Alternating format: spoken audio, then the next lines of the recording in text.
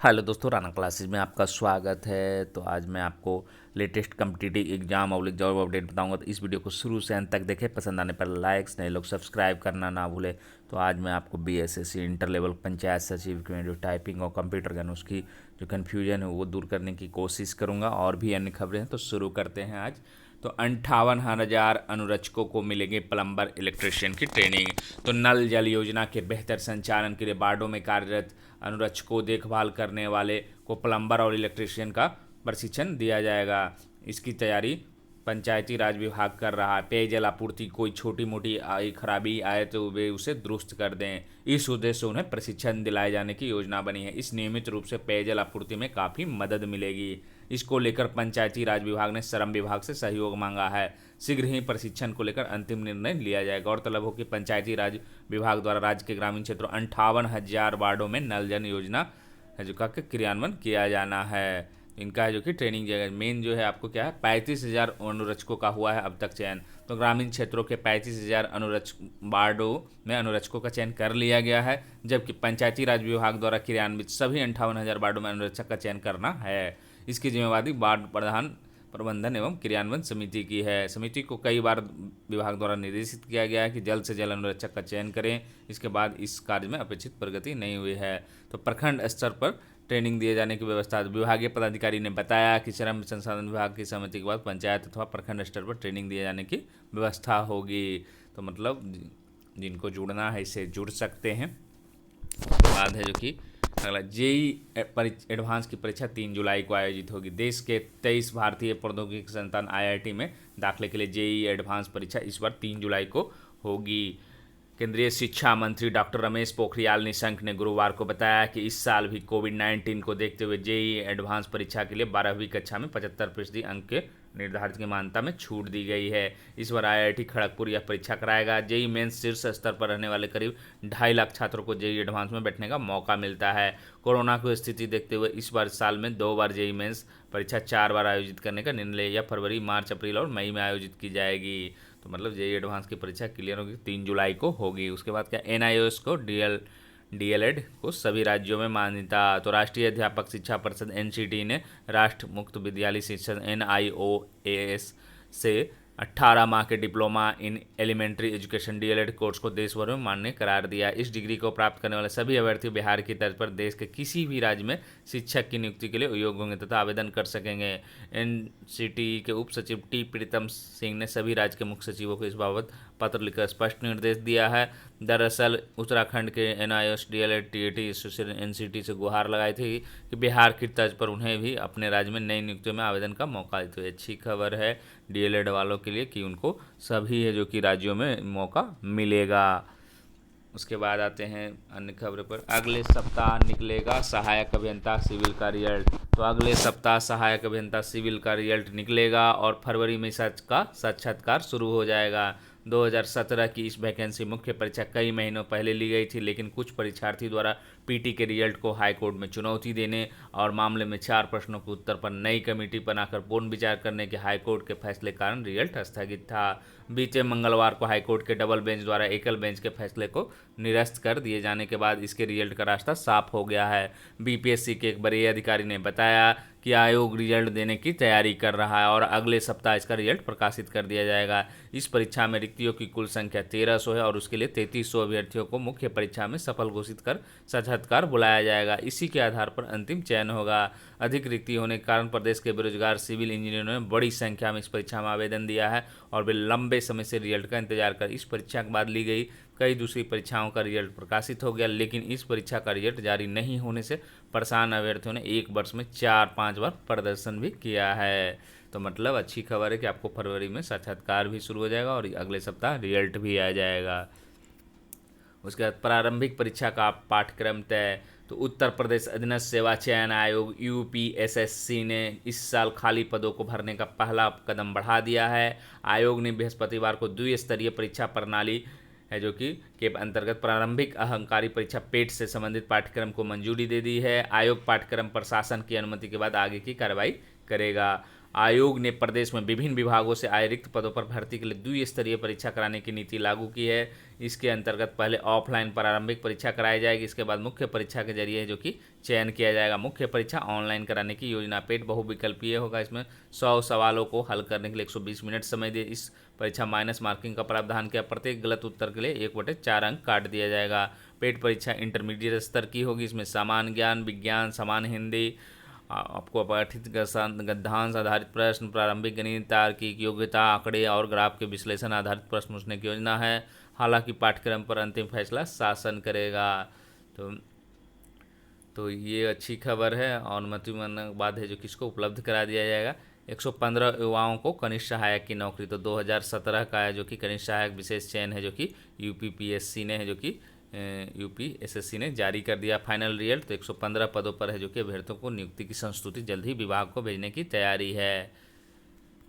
उसके बाद PCS mains 2020 के प्रवेश पत्र जारी कर दिया गया है। तो उत्तर प्रदेश लोक सेवा आयोग ने पीसीएस है जो कि 2020 की मुख्य परीक्षा में शामिल होने जा रहे अभ्यर्थियों के प्रवेश पत्र जारी कर दिए हैं। प्रवेश पत्र अपने प्रवेश पत्र आयोग की वेबसाइट से डाउनलोड कर सकते हैं। जिन अभ्यर्थियों के प्रवेश पत्र फोटो मुद्रित ना हो उन्हें आईडी प्रूफ की मूल प्रति एवं 2 छाया प्रति और पासपोर्ट साइज के 2 फोटोग्राफ से लेकर संबंधित केंद्र पर उपस्थित होना है। आईडी प्रूफ एवं फोटो न होने पर उन्हें केंद्र में प्रवेश नहीं दिया जाएगा। पीसीएस के 487 पदों पर भर्ती के लिए मुख्य परीक्षा 21 से 25 जनवरी तक प्रयागराज, लखनऊ, गाजियाबाद के विभिन्न केंद्रों पर आयोजित की जाएगी। परीक्षा 2 पालियों में सुबह 9:30 से दोपहर 12 साढ़े 12 बजे तक, अपराह्न से 2 से शाम 5 बजे तक होगी।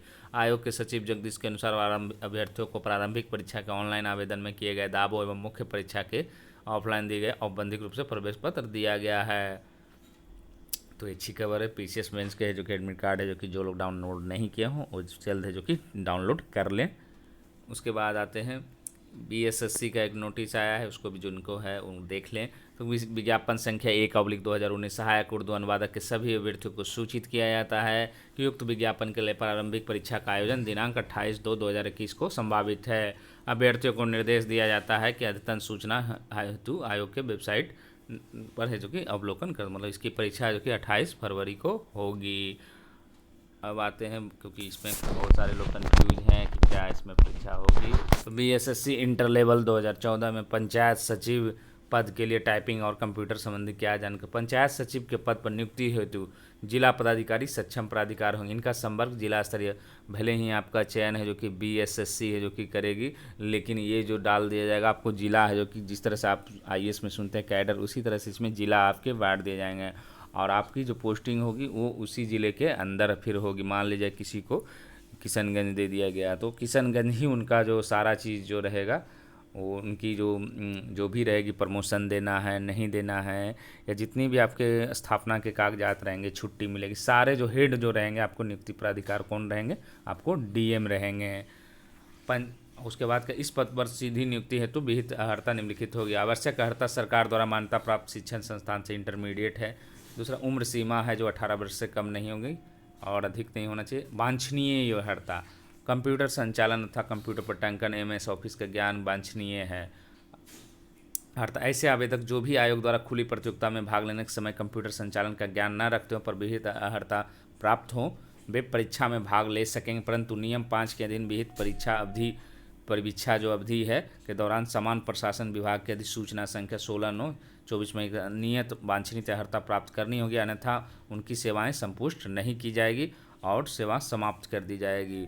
तो इसका मतलब यही होता है कि आपको अगर टाइपिंग नहीं आती है तो भी आपका सिलेक्शन हो जाएगी, लेकिन संपुष्टि जो जनरली बिहार सरकार में 2 साल, कहीं 3 साल, कहीं 1 साल की रहती है, तो 2 साल के अंदर है जो कि आपको वो टाइपिंग सीखनी होगी। अगर आप फिर भी नहीं सीखते हैं तो आपको सर्विस से सीधे निकाल दिया जाएगा। इसका मीनिंग यही हो गया कि वांछनीय मतलब आपको नौकरी में आने के बाद भी है जो कि सीखना है, लेकिन सीखना पड़ेगा। आप ये नहीं कर सकते हैं कि हमको ज़रूरी नहीं है। बहुत जिस तरह से आप अगर सचिवालय सहायक की ट्रेनिंग की बात करें तो इसमें भी है जो कि आपको 2 साल की संपुष्टि होती है और इसमें ये रहता है कि विभाग है जो कि आपको सिखाता है कि आप टाइपिंग, हालांकि इसमें अनिवार्य नहीं थी और ना ही वांछित योग्यता से सचिवालय सहायक की होती है, लेकिन इसमें जो है आपको खुद ही सीखना पड़ेगा। आप ये नहीं कर सकते हैं कि विभाग है जो कि हमको टाइपिंग सिखाए या कंप्यूटर के ज्ञान से, मतलब आपको सीखना है।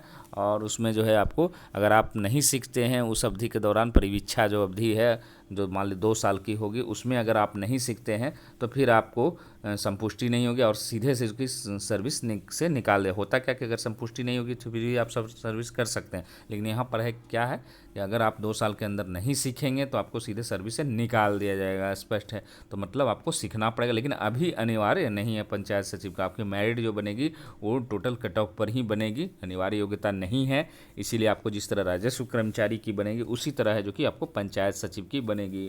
तो मतलब क्या है कि 4353 और लगभग 3000 के आसपास जो सीटें हैं, लगभग 7400 से 7500 जो सीटें हैं वो आपको बिना टाइपिंग के ही बनेगा। जिन जो है जो कि टाइपिंग मान लीजिए परीक्षा दे सकते हैं उनको भी ले लिया जाएगा, लेकिन उनको नहीं छांटा जाएगा जो टाइपिंग नहीं किए हैं या जो फेल हो गए हैं। और जिन्होंने जो कि अब सबसे बड़ा सवाल है कि बहुत सारे लोगों ने टाइपिंग में नो कर दिया है, टाइपिंग में MS ज्ञान में। तो नियमतः तो यही है कि आपको उसमें है जो कि वांछनीय योग्यता है, अनिवार्य नहीं, लेकिन बाद में जो कि आपको सीखना पड़ेगा। अभी आपने नो किया लेकिन आपको फिर भी मौका पंचायत सचिव में मिलेगा।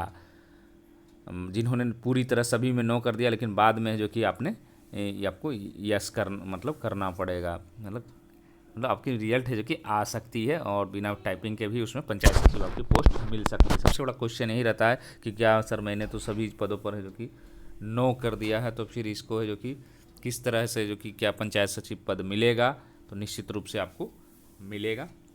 तो उम्मीद है कि कुछ हद तक कन्फ्यूजन है जो कि दूर हो गया हो, और बहुत सारे कन्फ्यूजन होंगे खासकर BSSC इंटर लेवल के लिए। और बहुत सारे लोग क्योंकि जो जॉब में हैं वो सारे लोग जॉब में भी है वो नहीं जानते हैं, और जो लोग बाहर में भी है जो स्टूडेंट हैं जो परीक्षा दिए हैं, तो मेरा यही कहना है कि आप जानकारी जो है आप पुख्ता रखें, और आधा जानकारी जो है वो बेकार होती है। इसीलिए सही जानकारी है जो कि जगह ही आप जितना ट्राई करेंगे उतना अच्छा है। क्योंकि निगेटिविटी भी बहुत जगह है, बहुत सारे लोग कह रहे हैं कि नो मैंने दे दिया तो मेरी सारी पोस्टें ही ख़त्म हो गई टाइपिंग कि मैंने नो कर दिया है।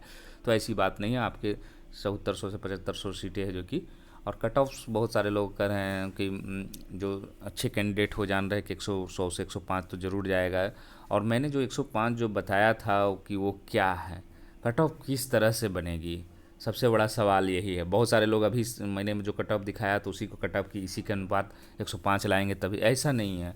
आपके रिजल्ट है जो कि मान लीजिए 20 से 25 हज़ार देते तो आप 90 से अगर 95 के बीच में भी तो आपके सारे के रिजल्ट दे दिए जाएंगे।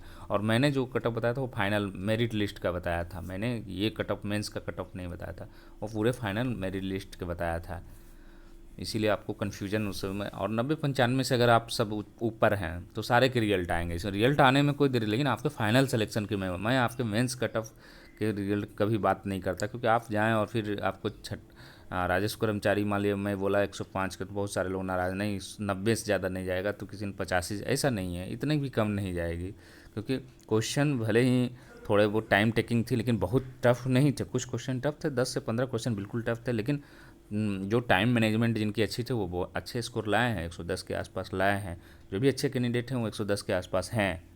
तो आपको, और लगभग जनरल की बात करें तो लगभग 3500 रिजल्ट है जो कि उसमें आएगी आपको, जिसमें टाइपिंग की जिन्होंने नो भी किया फिर भी आपके सिलेक्शन हो सकता है। वांछनीय योग्यता है, मतलब आपको पास करना पड़ेगा।